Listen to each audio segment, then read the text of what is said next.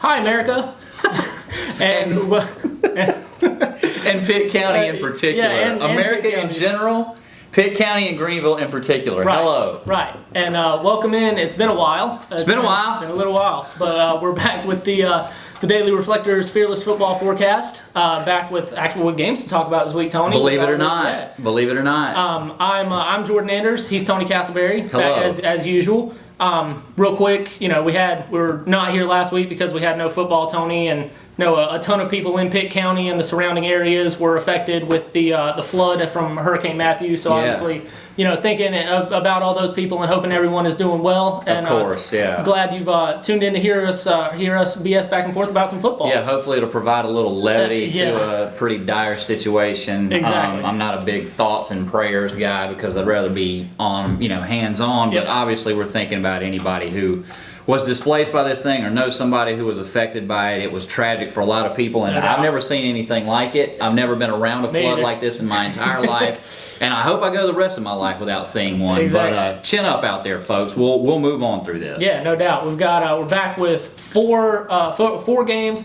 Real quick note of the week, J.H. Rose is off. Aiden Grifton was supposed to play North Lenoir. They are not playing that game because of the road conditions still with the flooding in Lenoir County. Yep. So the Chargers still working out the kinks in terms of what their schedule is going to be, but they'll have 2 games next week, and then they got another game to get in. The regular season has been extended a week because it is just never going to end. Yeah, it doesn't seem like it. The endless football season, but we'll have complete details about all that stuff on Reflector.com and in the pages of the Reflector. So we've got 4 games this week that are happening, and we'll jump in. To start, Tony, with Eastern Wayne at Conley, and I can't mention Conley without laughing because I'm legitimately wondering if they're going to score 100 points this week. I know. I think they're going to try. I'm for it. Yeah, we had last week off. All the teams played on the Thursday before, so everybody's had a long layoff. Conley scored 1,000 points that Thursday. That's not true. They combined with Aycock to score more points than any game in the history of North Carolina high school football. And that was one game after they had set that exact record against J.H. Rose,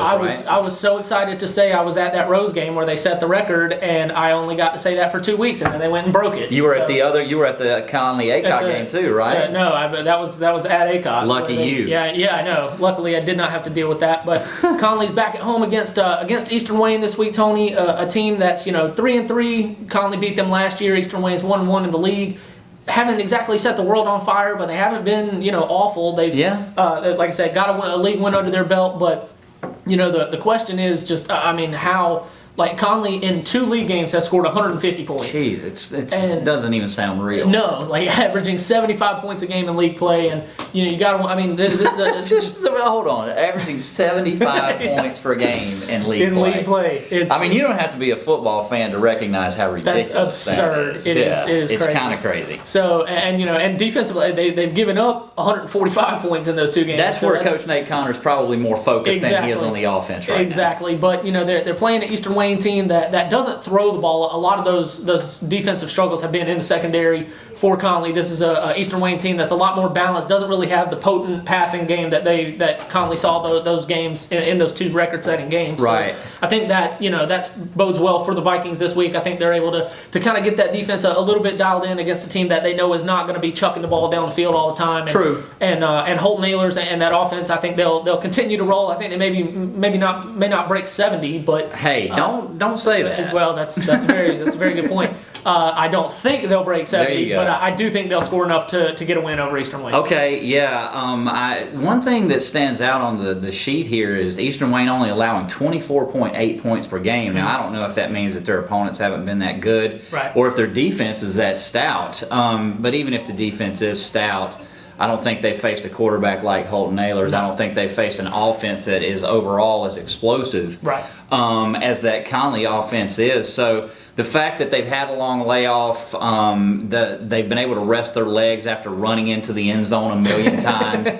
the way that they have the last couple of weeks. I think Conley comes in there rested at home, ready to get back on the winning track there and continue, maybe trying to, still push for that league title. It's still probably out there for them with only one loss in league. In theory. Yeah.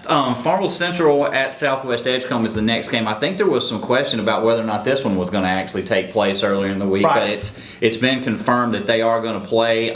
Southwest Edgecombe bounced back with the win over North Pitt. Yeah.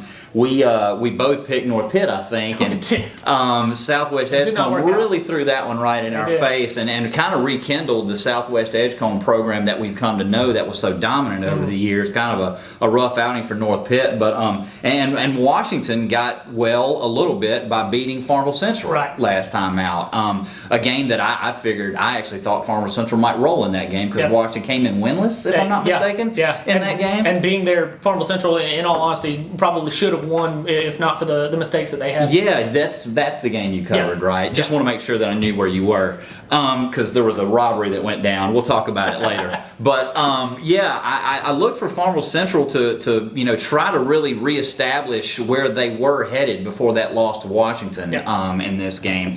But Southwest Edgecombe, man, showed some fight, and maybe they're actually going to try to look for a league title. They're sitting there at 1-0, and you would think that they would be pumped up to play at home, but Farmville Central's getting a couple people back from suspension.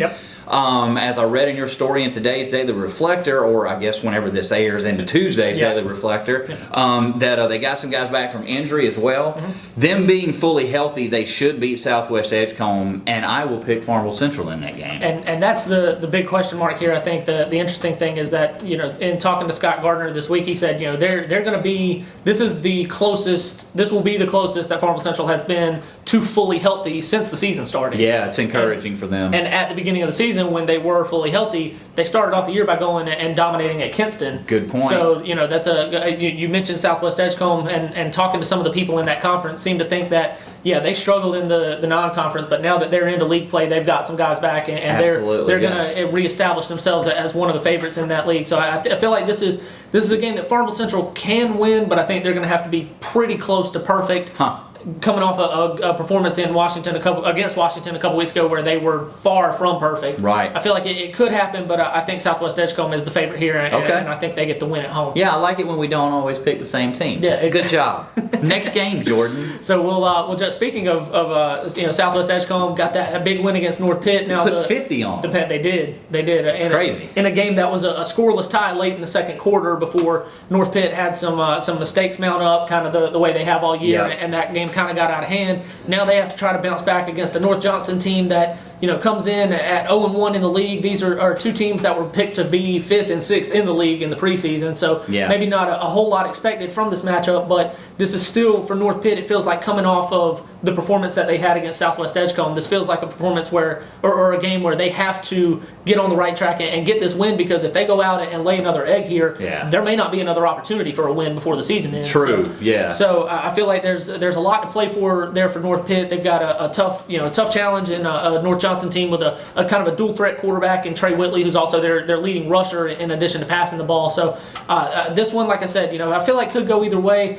I'll go with North Pitt here, like I said, just because this feels like this is something that they've got to have. They've had the week off last week of nobody playing, allow them to get a little bit healthier, kind of like we talked about with Farmville Central. Right. So I think that's going to help a lot, and I think, like I said, this feels like a must-win for North Pitt to kind of salvage a positive end to their year. So I think they go here and get a win. Okay, I like all those things you're saying there. I disagree. I think that I think North Johnston is going to win. I think the home factor there is going to play into it, and still too many mistakes from North Pitt, and the fact that still the quarterback Nitrell Chapman not maybe 100% healthy, which will play, but coming off of a knee injury. So if he was 100%, I might pick differently there. But that game last week where I really thought they could beat Southwest Edgecombe, and then they go out and lose by 42. That really kind of opened my eyes, and I'm not going to be able to pick North Pitt there. I'm picking North Johnston. Our final game. Going back into the 4A ranks, South Central taking on a Southern Wayne team.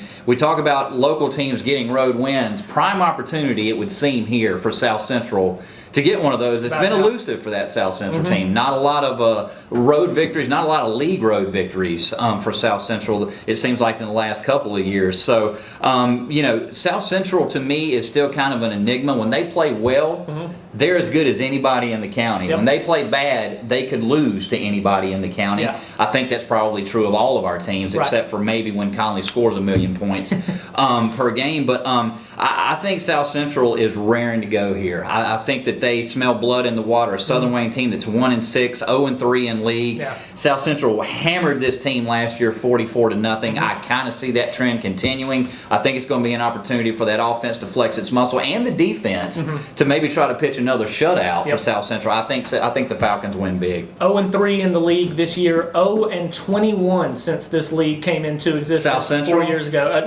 Southern Wayne. I was about to say. Okay, yeah. Southern Wayne 0-6 each of the first 3 years. 0-3 this year. Still has not won a league game, and like you said, I do not see that changing. And I feel like this is an opportunity. The win will count the same, but I think for for South Central, this is a game where this Southern Wayne team is struggling enough to where just to get some points on the board, because like you mentioned, South Central has they've had the offensive production, and it seems like every time they get into scoring position they've stalled out, and it's cost them some games. I feel like this is an opportunity to maybe see if you can convert some of those, even against a team that's not great. It'll still be good to see if you can get some points on the board and convert those into points just for confidence sake looking ahead to the rest of the conference season. So I think this is a game that like you said, I think South Central goes and gets itself an easy win in Dudley. That's so let's see, we both picked Conley. We both picked Conley. We both picked South Central. We varied on the 2A. You have Southwest Edgecombe. You're wrong. I'm right. And you had North Pitt. Again, you're wrong. I'm right. So good to know. So we will we'll see how that. We'll see how that works out Friday night. You can find all those results in Saturday's Reflector and at reflector.com. You can follow us on Twitter. I'm at Reflector Jordan. I had to think about it there for a second. It's been a while since I've had to. It's been a while? Yeah. You keep saying it, I'm going to keep doing the song. It's just how it works. I'm at Reflector Jordan. He's at T. Castleberry GDR. Yeah, I am. I think I've covered everything. We've talked for way too long. So we're good to be back and have some football this week. And thank you guys for tuning in. We'll be here next week.